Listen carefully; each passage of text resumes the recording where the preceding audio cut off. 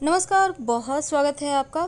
ज्येष्ठ माह में जो पूर्णिमा आती है इसका खास महत्व है। धार्मिक दृष्टिकोण से भी महत्वपूर्ण है क्योंकि इस दिन स्नान दान करना बहुत ही पुण्यदायी माना जाता है। ज्येष्ठ पूर्णिमा के दिन गंगा स्नान करने से सारी मनोकामनाएं पूर्ण हो जाती है और इस बार ये पूर्णिमा का व्रत 4 जून को रखा जाएगा। अगर कुछ चीज़ों का दान करें तो सुख समृद्धि बढ़ती है। पूजा पाठ जप तप स्नान करने का विधान है। चंद्रमा से जुड़ी चीज़ों का दान करने से जीवन में खुशियां आती है। और किसी ब्राह्मण को अगर सफ़ेद वस्त्र शक्कर चावल दही चांदी सफ़ेद पुष्प मोती का दान करें तो कुंडली में चंद्रमा की स्थिति मजबूत हो जाती है।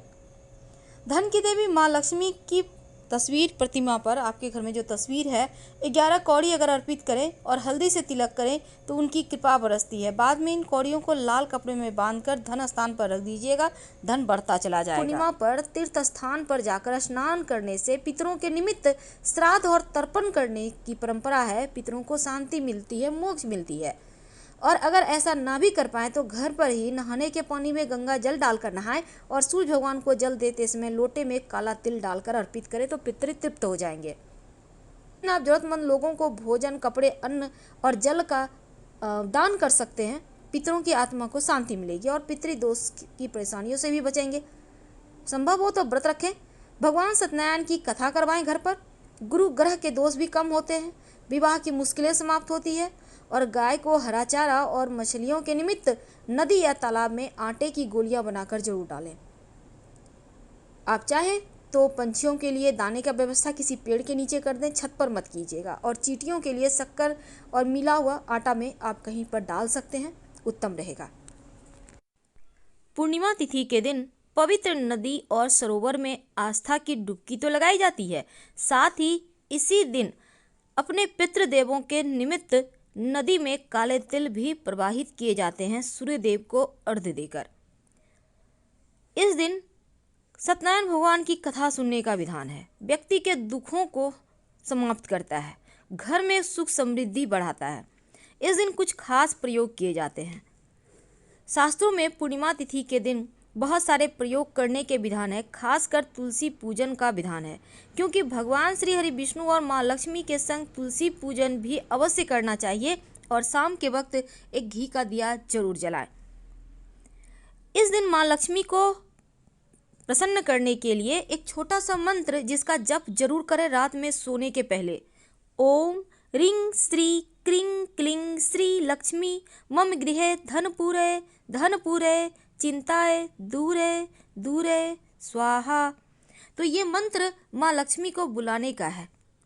हालांकि हम डिस्क्रिप्शन में विस्तार से दे देंगे, आप जरूर इस मंत्र का जप कीजिएगा रात में सोने के पहले कम से कम 5 बार या 13 बार। घर के मुख्य दरवाजे पर उम्मीद है आपने अभी तक स्वस्तिक का चिन्ह जरूर बनाया होगा और आम के पत्तों का तोरण भी लगाया होगा। नहीं लगाया है तो शाम तक जरूर कर लें क्योंकि घर में सुख शांति समृद्धि इसी से बढ़ती है और निगेटिव ऊर्जा दूर रहती है। धनिया, सूखा धनिया, याद रखिए सूखा धनिया और मिश्री या चीनी के दाने का भोग लगाइए। बाद में इसको प्रसाद के रूप में पूरी परिवार के साथ खाइएगा। आप चाहें तो धनिया की पंजीरी बनाकर भी भोग लगा सकते हैं।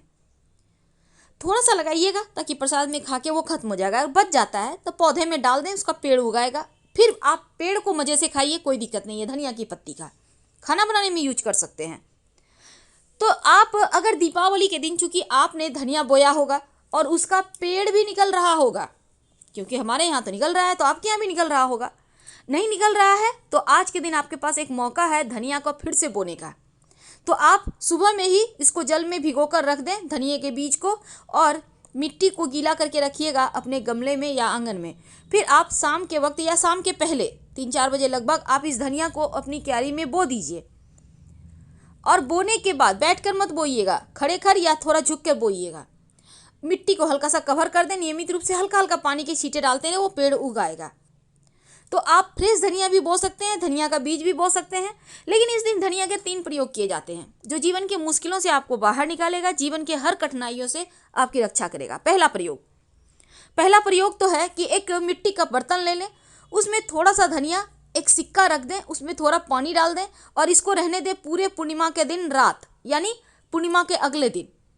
इस धनिया को अपने घर के गमले में बो दें, सिक्के को पास में रख लें, लाल कपड़े में बांधकर संभाल कर, और जो आपने दिया है उसको, दिया को आप कोई भी यूज में कर सकते हैं या संभाल कर रख लें, फिर अगले बार उस दिया को फिर से प्रयोग कर लीजिएगा। दूसरा प्रयोग, जीवन में मुश्किलें बढ़ गई हो, परेशानियां बढ़ गई हो, तो हनुमान जी के मंदिर में जाकर थोड़ा सा धनिया उनको अर्पित कर दें, और जो भी आपकी मुश्किल है हनुमान जी से कह दें।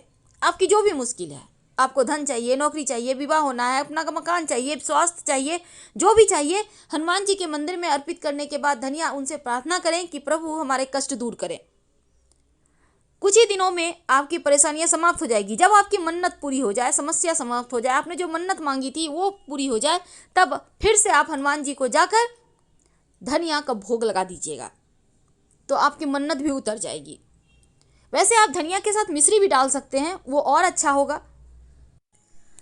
व्यक्ति की ख्वाहिश होती है, हर व्यक्ति की जीवन में सौभाग्य बना रहे, तब नर और नारायण यानी भगवान श्री हरि और माँ लक्ष्मी एक साथ जिसमें तस्वीर में हो, एक ही साथ जिसमें हो।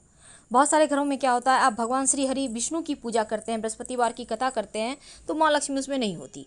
लेकिन आज के दिन आपको दोनों ही जो एक साथ हैं ऐसे ही तस्वीर की पूजा करनी चाहिए। फिर दक्षिणावर्ती शंख की भी इस दिन पूजा करने का विधान है।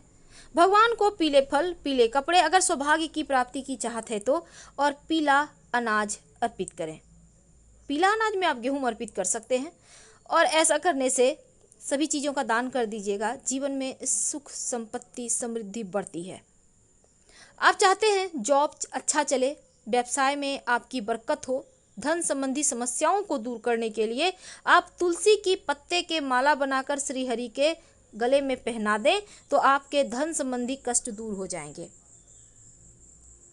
और शंख से ही जल उनको अभिषेक कीजिएगा, जलाभिषेक, ये बहुत ज़रूरी है।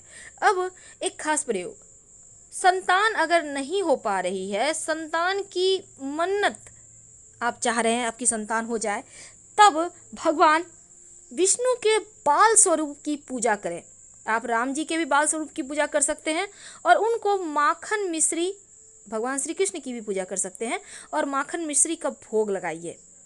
बुद्धिमान निरोगी संतान की प्राप्ति होगी, और अगर संतान है तो वो बुद्धिमान होंगे। प्रसाद के रूप में ग्रहण कीजिए, इससे आपके जीवन में सुख सौभाग्य बढ़ेगा, उन्नति होती है, प्रगति होती है। और अगर आप पति पत्नी एक साथ चंद्रमा को अर्घ्य दें तो उनका आशीर्वाद से, देवगुरु के आशीर्वाद से जीवन भर अटूट रिश्ता बना रहता है।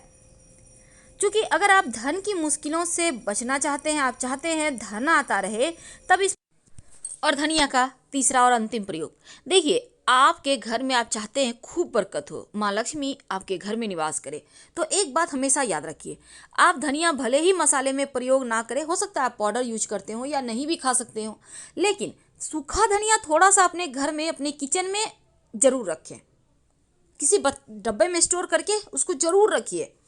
कुछ ऐसे मसाले हैं जो अपने घर में आप यूज करें या ना करें पर रखना चाहिए, उसमें एक धनिया भी है। दूसरा, धनिया सुख को बढ़ाता है, सौभाग्य को बढ़ाता है। और एक मिट्टी के बर्तन में थोड़ा सा धनिया, अगर आपने दीपावली में प्रयोग किया है तो फिर उसी में थोड़ा सा धनिया आज के दिन और डाल दीजिए उसी पात्र में। नहीं किया है तो एक मिट्टी के बर्तन में थोड़ा सा धनिया रखकर अपने घर के पूर्व स्थान पे रख दें। इसको आपको न यूज करना है, ना हिलाना डुलाना है, ना हटाना है। अब सफाई करने के लिए हटा भी रहे हैं तो कोई दिक्कत नहीं है, फिर से रख दीजिए। ये धनिया जितने दिन पड़ा रहेगा उतने दिन सुकून रहेगा। जो भी आपके घर के खुशियों को नजर लगा रहा होगा वो धनिया इसको भगाएगा, क्योंकि ये माँ लक्ष्मी का सूचक है। दैत्य रूपी परेशानी आपको परेशान नहीं करेगी। पर इस दिन कुछ खास दान किए जाते हैं, जैसे कि वस्त्र का दान, अन्न का दान। अगर चंद्रमा गड़बड़ हो तब आप दूध, चीनी, चावल का दान कर सकते हैं। अगर आपका चंद्रमा गड़बड़ नहीं है तो भूलकर भी दान ना करें। जब आप शिवलिंग की पूजा करेंगे तब शिव जी को आप चावल जरूर अर्पित कीजिएगा। जीवन की समस्त परेशानियां दूर होगी, मुश्किलें समाप्त होगी, मानसिक सुकून बढ़ेगा, सुख सौभाग्य बढ़ेगा।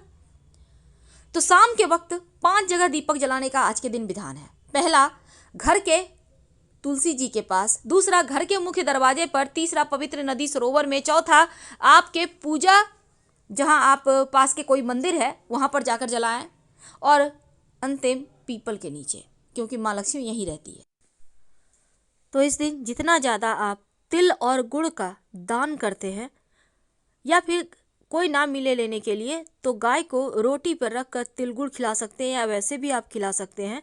शनि दोषों से मुक्ति मिलती है, राहु केतु शांत हो जाते हैं और 7.5 ढैया की मुश्किलों से भी बाहर आ जाती हैं कि आपका सूर्य भी अच्छा हो जाता है, उत्तम फल देने लगता है।